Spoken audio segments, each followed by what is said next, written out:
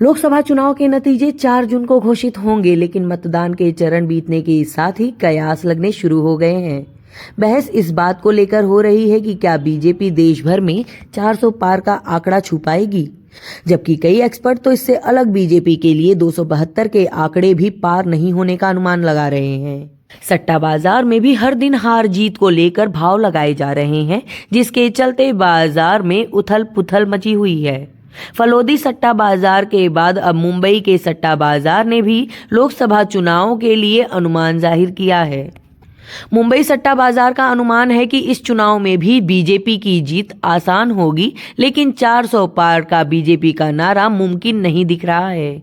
एक रिपोर्ट में मुंबई के शीर्ष सट्टे बाजार ने कहा है कि पहले चरण के मतदान से पहले बीजेपी के लिए संख्या अधिक थी, लेकिन 3 चरण के मतदान के बाद सट्टा बाजार में बीजेपी के लिए गिरावट का रुख देखा गया।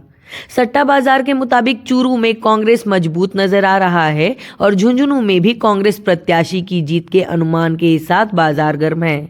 इस बीच देश की हॉट सीट में शामिल बाड़मेर लोकसभा सीट पर निर्दलीय प्रत्याशी रविंद्र सिंह भाटी के लिए खेल होता नजर आ रहा है। बाड़मेर में न ही बीजेपी और न ही भाटी बल्कि कांग्रेस के लिए इस सीट पर बढ़त का भाव दिखाई दे रहा है। यानी कांग्रेस प्रत्याशी उम्मेदाराम बेनीवाल यहां रविंद्र सिंह भाटी को मात दे सकते हैं।